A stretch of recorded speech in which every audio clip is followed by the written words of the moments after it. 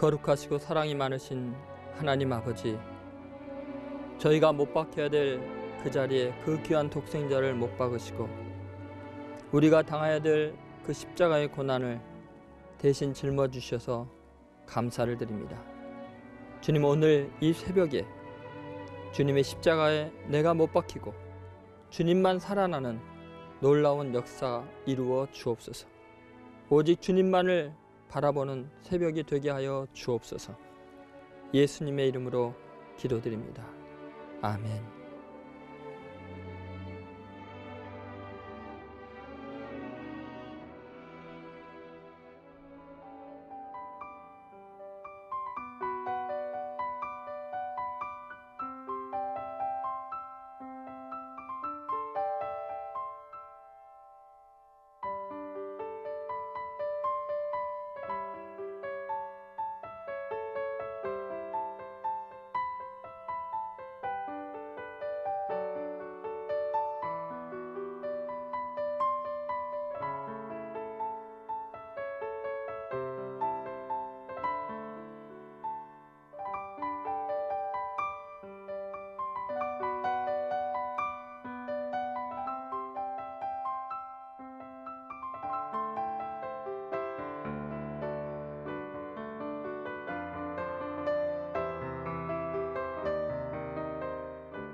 안녕하십니까.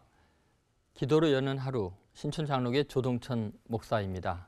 오늘은 십자가와 못에 대해서 말씀을 함께 나누겠습니다.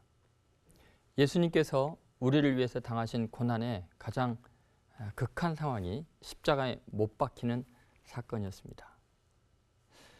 사도 바울은 예수 그리스도가 십자가에 못 박히는 사건이 얼마나 중요한지 고린도전서 2장 2절에 보면 자기는 예수 그리스도께서 십자가에 못 박힌 것 외에는 다른 것을 결코 알기를 원치 아니한다고 말할 정도로 그 십자가와 못에 대해서 강조를 했습니다.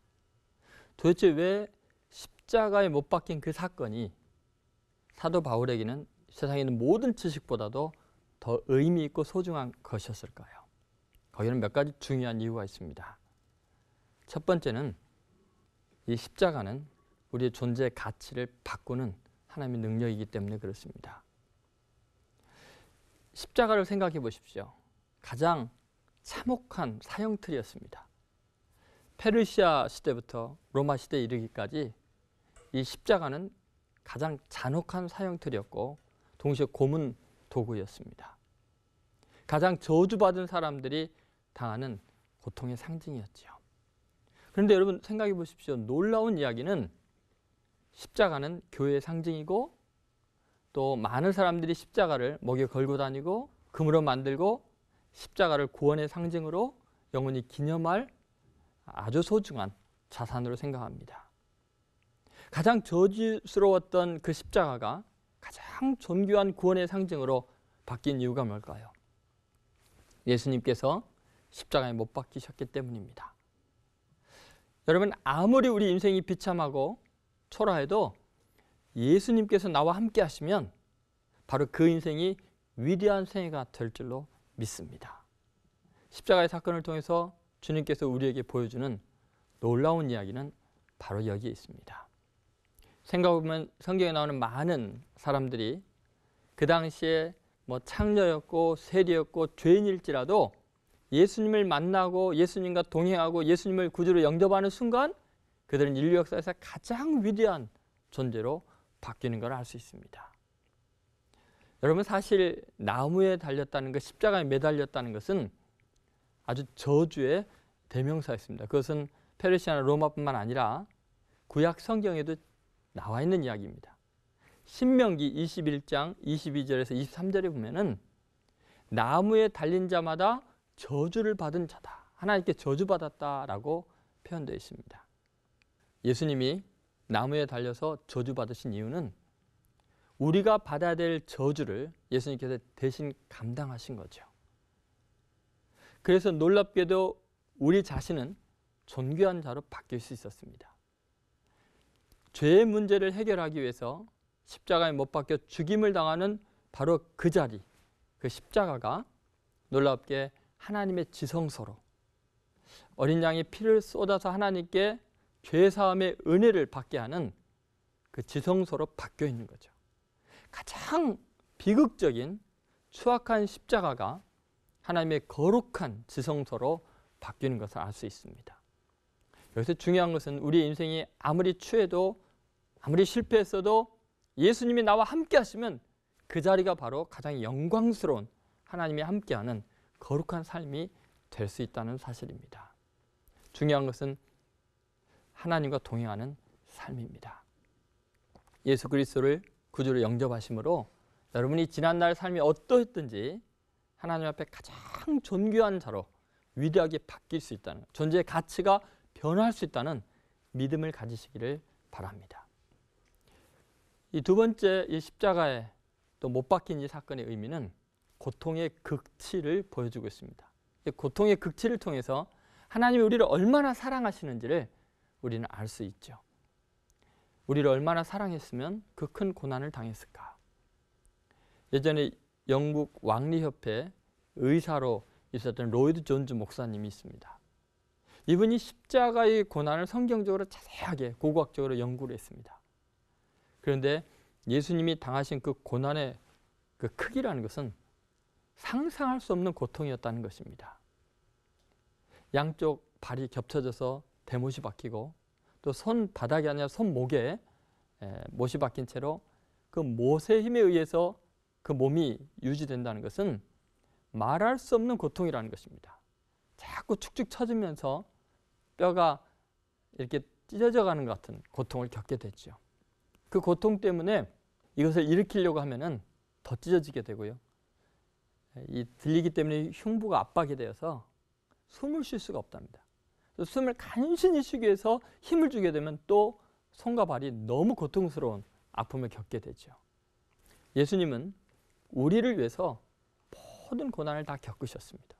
그리고 이 십자가의 사건은 분명히 역사적인 사건이었고 무수하게 많은 십자가의 흔적들이 지금도 발견이 됩니다. 제가 예루살렘에 성지순례 갔을 때 예루살렘 박물관에서 아주 특이한 하나를 봤습니다. 사람 주먹만한 뼈였던 것 같아요. 거기에 이 아주 손가락 굵기에 날카로운 못이 녹슨채로 박혀 있었고 휘어져 있었습니다. 그에 대한 설명은 그렇습니다. 아마 십자가의 못박은 그 발목 복숭아뼈와 발목뼈인 것 같은데 이 십자가에가 옹이가 져 있어서 너무 강하게 박힌 바람에 뺄 수가 없어서 보통 못을 빼는데 예수님 다리를 자르고 그냥 뼈를 이 못에 박힌 상태로 발견이 된 것 같다고 합니다. 여러분, 우리 주님이 우리를 위해서 당하신 이 고난의 크기는 우리를 얼마나 사랑하시는가를 입증합니다. 사랑하는 사람을 위해서 모든 고난을 달게 겪으신 거죠. 우리는 십자가를 볼 때마다 그 못을 볼 때마다 주님이 나를 얼마나 사랑하시는가를 잊지 않아야 됩니다.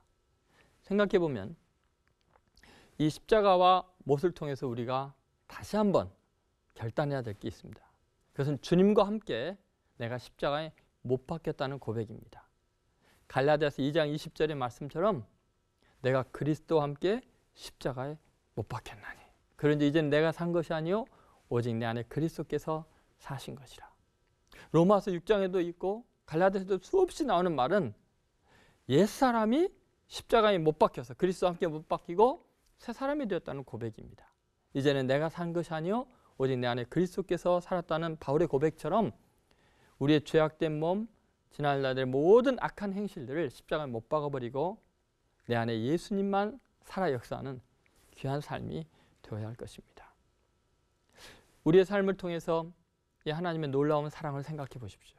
우리는 그 십자가와 못을 볼 때마다 내가 얼마나 하나님께 존귀한 자이고 사랑을 받는 자인가 다시 생각해야 됩니다. 어쩌면 우리는 고난주간이 끝나고 나면 예수님의 고난을 잊어버릴 수 있죠. 저는 어렸을 때 예수님을 만나고 십자가 그 고난을 생각하면서 나를 사랑하시는 하나님의 은혜를 생각하면서 잊지 않기 위해서요. 작은 못을 저 호주머니에다가 넣고 다닌 적이 있습니다. 호주머니에 손 넣으면 못이 잡힐 때마다 예수님의 십자가를 생각하고 그 십자가를 잊지 않으려고요. 그러다가 제 바지 호주머니가 빵꾸가 참 많이 나서 어머니께 혼을 많이 났습니다. 부디 예수 그리스도의 고난, 그 십자가의 사랑을 마음에 간직하시고 오직 예수님께서 나를 얼마나 존귀하게 여기셨는가, 나를 얼마나 크게 사랑하셨는가 잊지 않고 주님만 살아 역사하는 고결한 삶이 되시기를 주의 이름으로 축원드립니다. 기도하겠습니다. 거룩하신 하나님, 오늘 다시 한번 십자가를 마음에 새기기를 원합니다. 십자가에 못 박힌 그리스도만 내 인생에 남게 하시고 주님이 나를 존귀하게 하시고 위대하게 하신 그 사실을 잊지 않고 어떤 시련과 환난 속에서도 십자가를 붙들게 하시고 자랑하게 하여 주옵소서.